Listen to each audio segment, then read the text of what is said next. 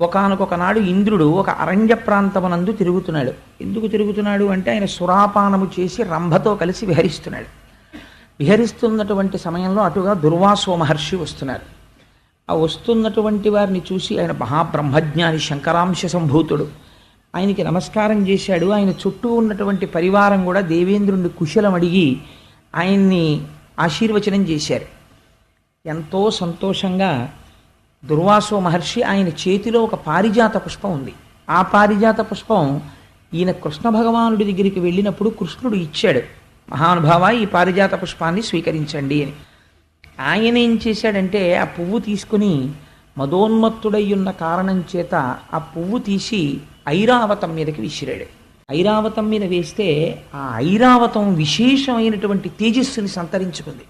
అది భగవంతుని యొక్క నిర్మాల్యం. అది దాని శిరస్సు మీద పడింది. అది స్వీకరించింది.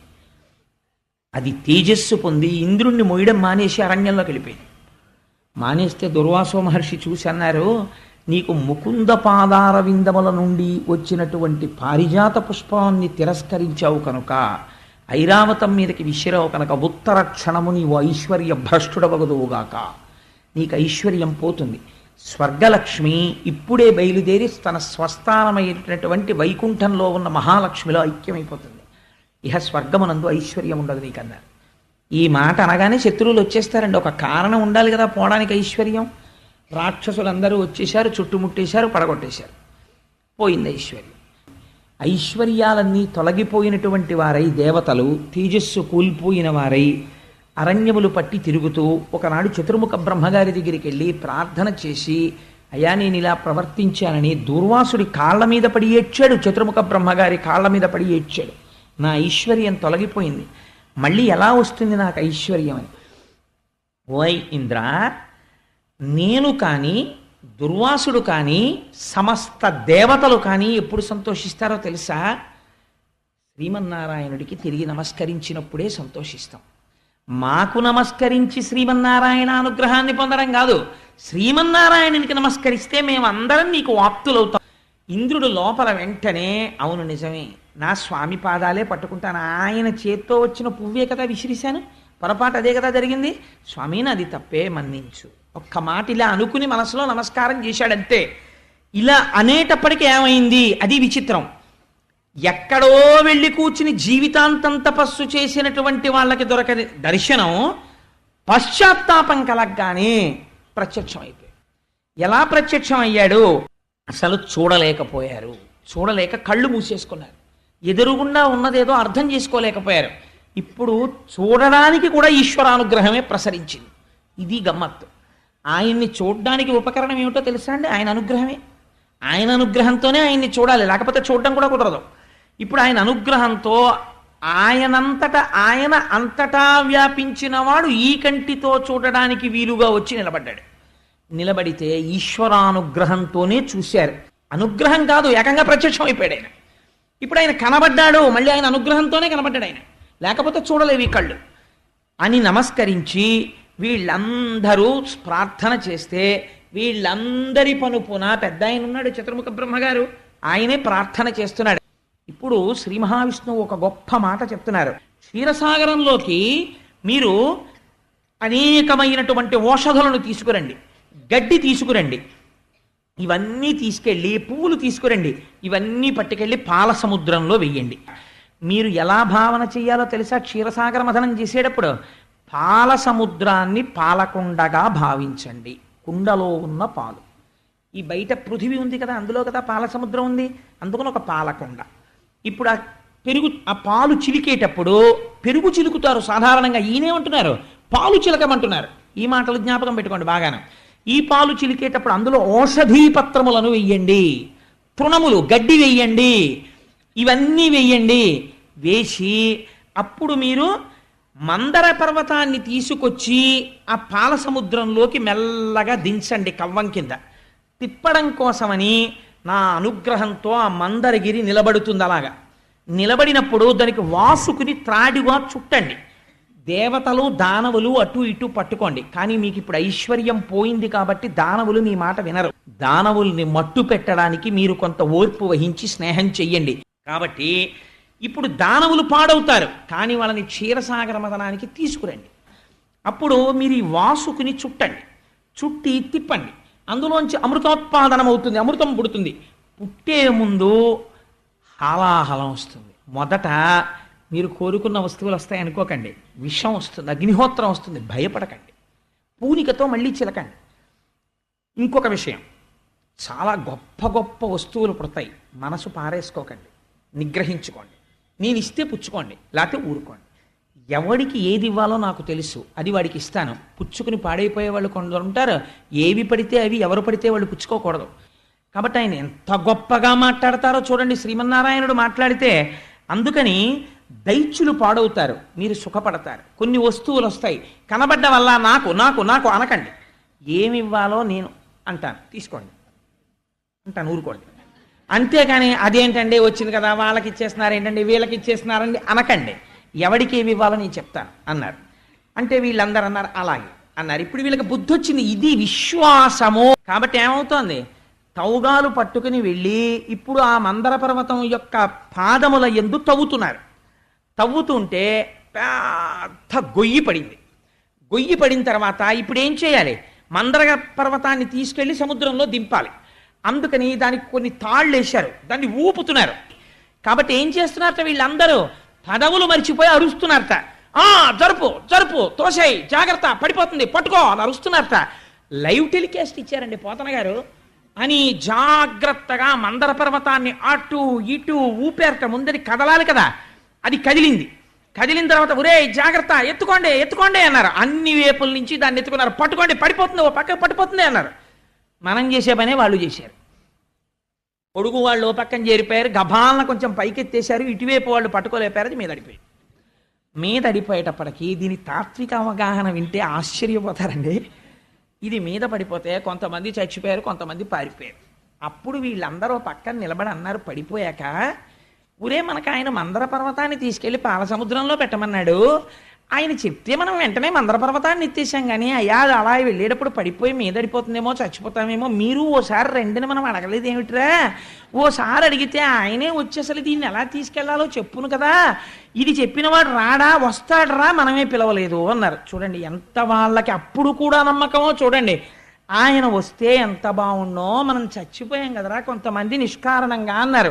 ఎంత విశ్వాసంతో ఉన్నాడో చూడండి. కష్టంలో కూడా వెంటనే వాళ్ళు ఈ మాట అనుకున్నారట. గరుడారోహకుడై గదాధిధరుడై కారుణ్య సంయుక్తుడై హరికోటి ప్రభతోనుహో వెరవకుండంచుం ప్రదీపించి తగ్గిదిగేలన్ నలువంద కందుకము మట్కింబట్టి క్రీడించుచున్ కరుణాలోక సుధున్ సురాసురుల ప్రాణంబుల్ సమర్థించుచున్. వెంటనే బ్రహ్మాండమైనటువంటి వేదమంత్రాలు వినపడ్డాయి. సామవేదము యజుర్వేదము వినపడుతూ గరుడు రెక్కలల్లా అరుస్తూ వచ్చేసాడు. ఆ బంగారు రంగులో ఉన్నటువంటి పక్షి మించి శ్రీమన్నారాయణుడు కిందికి దిగాడు.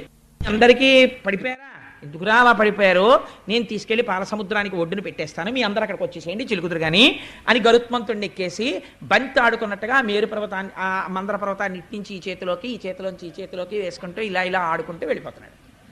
వెళ్ళిపోతుంటే వీళ్ళందరూ చూశారు, చూసావా అనుకునేటప్పటికి వచ్చేసాడు. ఇది మన స్వామి అంటే, పరిగెత్తండి పరిగెత్తండి పాలసముద్రం దగ్గరికి అని వీళ్ళందరూ మళ్ళీ పాలసముద్రం దగ్గరికి పరిగెత్తుకొచ్చేసారు. స్వామి అన్నారు గరుత్మంతుడితోటి, ఒరే వీళ్ళు నేను దగ్గర లేకపోతే కొంచెం బెంగెట్టుకుంటున్నారు, అందుకని నేను దగ్గర ఉంటాను ఇంకెక్కడి నుంచి. ఇదండి ఆయన ప్రసన్నత, ఆయన అవసరం ఏంటి, అంతటా ఆయన ఉన్నాడు. మళ్ళీ ఏమైనా వస్తే పిలవండి అనలేదు. ఈ కొంచెం నేను దగ్గర ఉంటాను, వీళ్ళకి కొంచెం ఇబ్బందులు వచ్చేట్టున్నాయి, తెలియట్లేదు పాపం పిల్లలకి ఎలాగ హ్యాండిల్ చేయాలో ఈ వెంచర్, అందుకని నేను ఇక్కడే క్యాంప్ చేస్తాను కొన్నాళ్ళు. కాబట్టి ఇద్దరినీ రక్షించడానికి ఆయన వచ్చారు. వచ్చి ఒరే దీనికి ఇప్పుడు వాసుకుని చూడదాం, అలా రమ్మంటే ఏం రాడాయన, మీరు నచ్చ చెప్పండి, ఏం పర్వాలేదయ్యా, నిన్న అలా ఏం నలిపేయామని చెప్పండి, తీసుకురండి, ఒళ్ళు నొప్పిడుతుంది కదా బాబోయ్ ఈ పర్వతానికి చుట్టుకుంటే అంటాడు. తీసుకొచ్చి ఆ వాసుకుని చుట్టారు. చుట్టి ఇప్పుడు ఆ మందర పర్వతాన్ని పాల సముద్రంలోకి పెట్టారు. పెట్టి ఇది మునిగిపోకూడదు, మునిగిపోనంతగా తేల్చి పట్టుకోవడంలో ఒడుపు ఉండాలి, పట్టుకుని తిప్పుదాం అటు ఇటు అందరం రండి అని దేవతల్ని పిలిచి, ఒరే మీరందరూ తలలు పట్టుకోండి అన్నాడు. దానవుల్ని పిలిచి మీరందరూ తోక పట్టుకోండి అన్నాడు. అనగానే దేవతలందరూ వెళ్ళి గబగబా తలలు పట్టుకున్నారు, రాక్షసులందరూ వెళ్ళి తోక పట్టుకున్నారు. మీరు తలకాయ ఎట్టుకున్నారు కాబట్టి నేను తలకాయే పట్టుకుంటాం, మీరే తోకట్టుకోండి మేమింత తెలివి తక్కువ వాళ్ళమా, మేమెందుకు పట్టుకుంటాం, తుచ్చమైన తోక మేమెందుకు కట్టుకుంటాం, మీరేమో చక్క తలకాయలు ఎట్టుకుంటారా, స్వచ్ఛమైన తలకాయలు అక్కర్లేదు, మేమే తలకాయలు ఎట్టుకుంటాం. కాబట్టి శ్రీమన్నారాయణుడు అన్నాడు, వీళ్ళు పాడైపోతారని నాకేదో కోపంతో చెప్పారనుకున్నారు, మీకు అర్థమైందా? గుడి ఎక్కర్లేదు, గోపురం అక్కర్లేదు, ఈశ్వరుడు ఎక్కడున్నాడు, నా వల్లే అంతా జరిగిపోతోంది అనుకున్న వాడి పని అకస్మాత్తుగా ఎందుకు అవుతుందో పాడైపోవడం అన్నది. అందుకని ఇచ్చేయండి అయితే తలకాయలు వాళ్ళకి, మనం తోక దగ్గరికి వెళ్ళిపోదాం అన్నాడు. వీళ్ళు అదేంటి స్వామి, వాళ్ళేమో తలకాయలు అడిగితే మీరు అలా ఇచ్చేస్తారు, అలా ఇవ్వకండి అని అనలేదు. ఒరే స్వామి తోక పట్టుకుందాం అంటున్నారు, పదండ్రా తోకలు పట్టుకుందాం, తోక దగ్గరికి పోయారు. మొదలెట్టి పర్వతాన్ని తీసుకెళ్లారు, అందులో పెట్టారు. పట్టుకోండి పట్టుకోండి అన్నారు, ఇటు పట్టుకున్నారు, పట్టుకోండి అన్నారు, పట్టుకున్నారా మొదలెట్టండి, మీరా మేమా, మేము వచ్చేస్తున్నాం అన్నారు, మీరు అటు పరిగెత్తండి అన్నారు, ఇటు నుంచి ఇటు పరిగెత్తారు. మీరు భాగవతంలో చూడాలండి, గిర్ర గిర్ర గిర్ర గిర్ర గిర్ర గిర్ర ఇటు తిరిగిద్దిట, బుగ బుగ బుగ బుగ బుగ పాలసముద్రం లేచిందిట. మరి తిప్పితే ఊరుకుంటుంది అంటే పాలసముద్రం, చర్ చెస్ అని చప్పుడు వస్తోందిట, నురగలు లేచాయిట, తుంపర్లు లేచాయిట, కెరటాలు లేచాయిట, బెగ్గురు పక్షులు, పావులు, తాబేళ్లు, చేపలు, మొసళ్ళు ఎగిరెగిరి పడిపోతున్నాయిట, కొన్ని చచ్చిపోతున్నాయిట. పాలసముద్రం తిరుగుతోందేమో, చప్పుడు వచ్చేస్తోంది విపరీతంగా, దానికి తోడు బలి బలి బలి బలి వీళ్ళరుపులు, ఓహోహోహో వాళ్ళరుపులు, ఓ పక్క కోలాహలం, ఓ పక్క పాలసముద్రంలో ఈ మందర పర్వతం తిరుగుతున్న చప్పుడు. ఈ చప్పుడికి ఉరేదేదో భలే ఉందిరా తిప్పడం అని చెప్పి ఎవడి మానానవాడి గిరగిరగిరగిరగిరగిర తిప్పేశారు. తిప్పేస్తే ఏమైంది, విడువిడుడని పని పలుకక కడుబరమున మొదలు కుదురు కలుగమివెడగై బుడబుడ రవమున అఖిలము వడవడవన కంగ మహాద్రివనధిమునింగెన్. ఉరే పట్టు తప్పిపోతాను, మీరు సరిగ్గా చిలకట్లేదు, వదలండి అంటున్నాడు ఆయన. విడవకుండా తిప్పేశారు, పరిగెడితే పట్టు తప్పిపోయి మందర పర్వతం జారిపోయి అందులో పడిపోయేటప్పటికి పాము ఉండిపోయింది చేతుల్లో, పర్వతం కింద పడిపోయింది. ఇప్పుడు ఈ పాము ఎందుకు, పైగా తలలు ఎవరి వైపు ఉన్నాయి. ఊరే నా వీపు మండిపోయింది, ఏమిట్రా తిప్పడం, తోకతో కరవదు, తలతో కరుస్తుంది. ఎవరు పట్టుకుని ఉన్నారు, దానవులు ఉన్నారు. ఈశ్వరుడి మాట తిరస్కరించిన వాడికి ఇలాంటి ఫలితాలు వస్తాయి, అతి తెలివితేటలకు పోయి ఆలోచిస్తే. కాబట్టి ఇప్పుడు అందరూ పావుని పక్కనెట్టేసి ఆయన ఇంకా ఊరుకున్నాడు, శ్రీమన్నారాయణుడు ఉన్నాడని. అందరూ ఆయన వంక చూస్తున్నారు ఏం చెయ్యాలని. ఇక్కడే వాళ్ళతో కలిసి ఉన్నాడు. ఎవ్వరూ గమనించలేని స్థితిలో ఆదికూర్మావతారాన్ని స్వీకరించాడు. కొన్ని లక్షల యోజనముల వెడల్పైన పెద్ద డిప్ప, ఆ డిప్పతో పాలసముద్రం కిందకెళ్ళి ఇంతమంది కదలలేని మందర పర్వతాన్ని తన వీపు మీద పెట్టుకుని ఆ ముందుకి వచ్చి ఇలా ఆడిస్తున్నట్ట తుండాన్ని. కళ్ళు తామర పువ్వుల్లా ఉన్నాయిట, 4 కాళ్ళు కదపకుండా అలా పట్టుకుని ఉన్నాడు పాలసముద్రం కింద. ఇప్పుడు తానే ఆధారం అయ్యాడు, మందరగిరి మళ్ళీ పడిపోకుండా, వీళ్ళు సరిగ్గా తిప్పలేకపోతున్నారని అన్నాడు. ఒరే అదిగో మందర పర్వతాన్ని మళ్ళీ పైకి లేచింది, చూసారా, ఆదికూర్మం మీద నించుంది, కింద ఆదికూర్మం భరిస్తోంది, కాబట్టి ఇప్పుడు మీకు కంగారు లేదు, మళ్ళీ చుట్టండి వాసుకుని అన్నాడు. అంటే ఆయన అన్నాడు, బాబోయ్ నాకు ఒరుసుకుపోతోంది అన్నాడు. నీకేం పర్వాలేదు, నేను రక్ష చేస్తానన్నాడు. మళ్ళీ చుట్టారు. ఇంత మందర పర్వతం వీపు మీద తిరిగిపోతుంటే ఆదికూర్మానికి బాధ పెట్టదా అంటే, ఆయనకి ఎప్పటి నుంచో కొద్దిగా వీపు దురదెడుతోందంటే గోకేవాడి కోసం చూస్తున్నాడు. అందుకని మందర పర్వతం తిరిగితే ఆయన దురద తీరలేదు అన్నారు పోతన గారు. ఎంత గమ్మత్తుగా చెప్తారో చూడండి. ఆ మందర పర్వతాన్ని పెట్టి మళ్ళీ పావును చుట్టారు. మళ్ళీ వీళ్ళు తలకాయలే పట్టుకున్నారు, ఇది మూఢత్వం. తలకాయలు అట్టుకున్నారు, వాళ్ళు తోకట్టుకున్నారు. మళ్ళీ మొదలెట్టండి అన్నారు. మళ్ళీ ఇద్దరు మళ్ళీ మొదలుపెట్టారు. ఈసారి మళ్ళీ సంతోషం ఎక్కువైపోయింది, ఎందుకంటే ఇప్పుడు ఇంక టాలెంట్ ఎక్కర్లేదు, కింద ఆదికూర్మ ఉంది, మందరగిరిని తిప్పేస్తే చాలు. ఎంత సంతోషం వచ్చేసిందో, వచ్చేసి పెద్ద పెద్ద అరుపులు మొదలెట్టారు. తిప్పండి అంటే భుజాలు తరుచుకుంటున్నారు, పేర్లు చెప్పుకుంటున్నారు, బిరుదులు చెప్పుకుంటున్నారు. ఇటువైపు బలి చక్రవర్తి ఉన్నాడు, ఇటువైపు విరోచనుడు పుట్టబోతున్నాడు, మేము ప్రహ్లాదుడి వంశంలో వాళ్ళం అంటున్నారు, పేర్లు చెప్తున్నారు, పెద్ద చప్పుళ్ళు చేస్తున్నారు, అల్లర్లు చేస్తున్నారు, పరిగెడుతున్నారు. ఇటు వాళ్ళు ఇటు పరిగెడుతున్నారు, అటు వాళ్ళు అటు పరిగెడుతున్నారు. ఇటు పరుగు అటు పరుగు, ఇటు పరుగు అటు పరుగు. భూమి అదిరిపోతోంది. ఈ పాలసముద్రాన్ని చిలికేస్తుంటే మొత్తం సముద్రం అంతా పైకి లేస్తోంది, కింద పడుతున్నాయి కెరటాలు. అడుగున ఉన్నటువంటి అనేకమైనటువంటి జీవరాశులు కల్లోల పడిపోతున్నాయి. ఎక్కడో సత్యలోకంలో భావసమాధిలో ఉన్నాడు చతుర్ముఖ బ్రహ్మగారు. ఈ చప్పుడు ఆయన చెవుల్లో పడి ఆయన బహిర్ముఖుడయ్యాడు. కమండలం పట్టుకుని సత్యలోకంలోంచి బయటికి వచ్చాడు. ఏమిట్రా ఈ అల్లరి, ఏమిటి చప్పుడు అన్నాడు. స్వామి ఆశ్చర్యం, పాలసముద్రం చిలుకుతున్నారు చూడండి, నారాయణుడు కూడా ఉన్నారన్నారు. ఆయన కూడా పైనుంచి కిందకి చూస్తున్నారు. పాలసముద్రం చిలుకుతుంటే హోరెత్తిపోతోంది. ఆయన చెప్పేశాడు, హాలాహలం ముందు పుట్టుకొచ్చింది, అమృతం రాలేదు. అది ఒక్కసారి పాలసముద్రం మించి పైకి లేచింది. ప్రళయకాలంలో పుట్టే అగ్నిహోత్రం ఎలా ఉందో అలా ఉంది, వెంట తరుగుతోంది.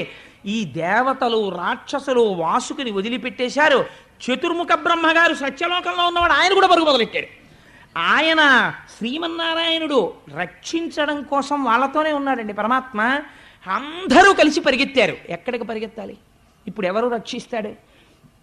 పర్వతాలు కాలిపోతున్నాయి, గుహలు కాలిపోతున్నాయి, మనుషులు కాలిపోతున్నారు, సిద్ధుల విమానాలు కింద పడిపోతున్నాయి, లోకాలన్నీ అగ్నిహోత్రం ప్రబలిపోతోంది, అరణ్యములు దహించుకుపోతున్నాయి, ప్రాణులు మాడిపోతున్నారు, అరుస్తున్నారు. బయట నిలబడుతుంటే పార్వతీ సహితుడై లోపలున్నాడు స్వామి.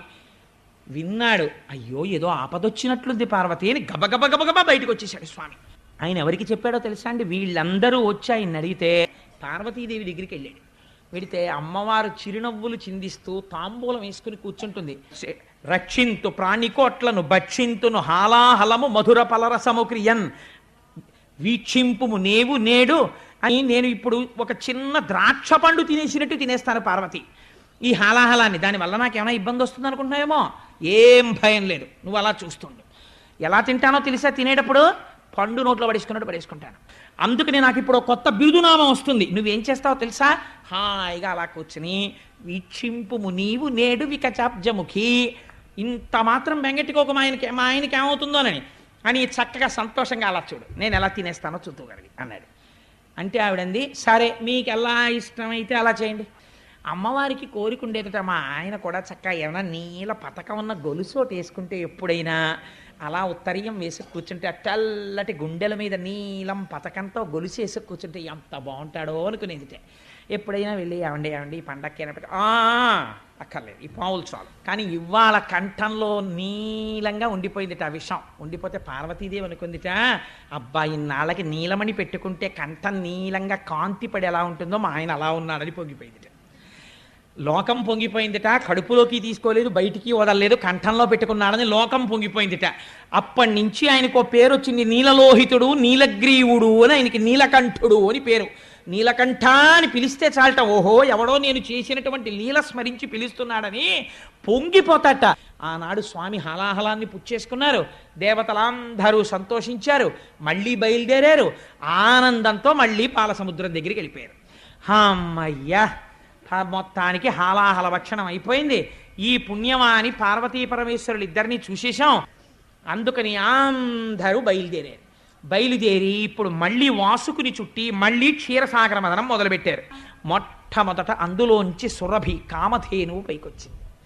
ఆ పైకి వచ్చేటప్పుడు మొట్టమొదట వీపు, కొమ్ములు, తల, పృష్ఠభాగం, ఆ అందమైనటువంటి శరీరం, దాని 4 పాదములు, తోక, ఆ కన్నులు, ఆ ముట్టె, ఆ తల కనపడేటట్టుగా కామధేను వచ్చి నిలబడింది.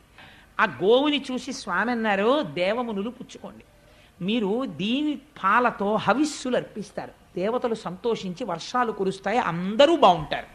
మళ్ళీ పాల సముద్రాన్ని చిలకడం మొదలుపెట్టారు.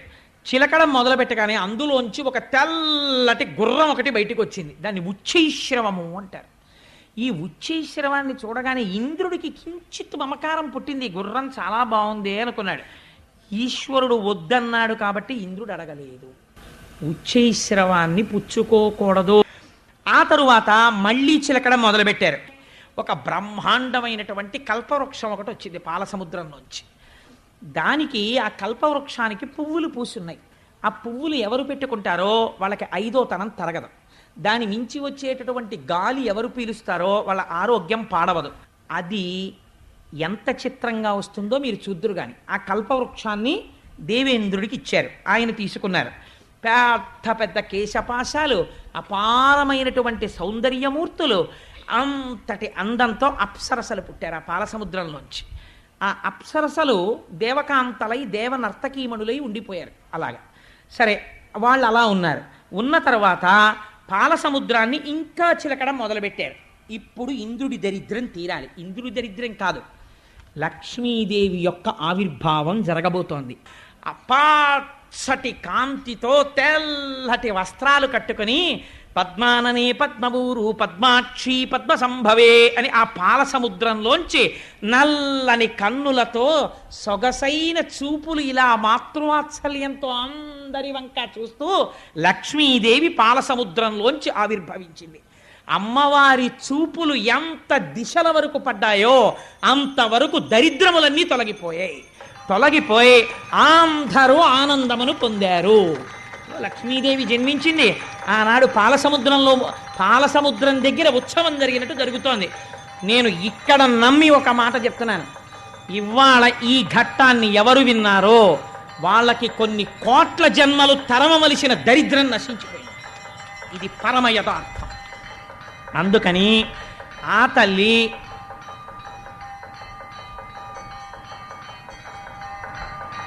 ఒక్కసారి మీ అందరూ కూడా మానసికంగా అదిగో అక్కడ నీరాజనాన్ని తీసుకోండి. తెల్లటి చీర కట్టుకుని పచ్చటి ముఖంతో బంగారు రంగుతో మెరిసిపోతూ నల్లటి జుత్తుతో కబరీబంధం నిండా చెంగల్వ పూలు, ఆ తర్వాత చక్కటి సంపంగి పూలు, మల్లెపూలు, జాజి పూలు అలంకారం చేసుకుని మెడ నిండా హారాలు వేసుకుని ఇలా చేతితో ఐశ్వర్యాన్ని కురిపిస్తూ వరదముద్ర పట్టి మీ కోరికలు తీరుస్తాను సుమా అని అందరికీ అభయం ఇస్తూ 2 పాదములు ఇలా కలిపి పద్మాసనం వేసుకుని అయ్యో బిడ్డలందరూ నా పాదాలు చూడాలనుకుంటున్నారని మన కోసమని అమ్మవారు తన కుడి పాదాన్ని కిందికి చాపి ఆ పచ్చటి పాదం, ఎర్రటి వేళ్ళు, తెల్లటి గోళ్ళు, దానికి అలంకారం చేయబడిన పసుపు, చుట్టూ ఉన్న లత్తుక, అమ్మ పాదాల మీద పూజ చేయబడిన పువ్వులు, ఆ పువ్వులకి శిరస్సు వంచి ఆ పాదపద్మములకు నమస్కరిస్తూ మనం అందరం కలిసి ఒక్కసారి దేవీ భాగవతాంతర్గతమైనటువంటి ఆనాడు ఇంద్రుడు చేసినటువంటి లక్ష్మీ స్తోత్రాన్ని చెప్తాను. అందరూ కూడా పరమ భక్తి శ్రద్ధలతో నమస్కరిస్తూ లక్ష్మీదేవిని ఉద్దేశించి ఆ ప్రార్థనా శ్లోకాన్ని చెప్పండమ్మా.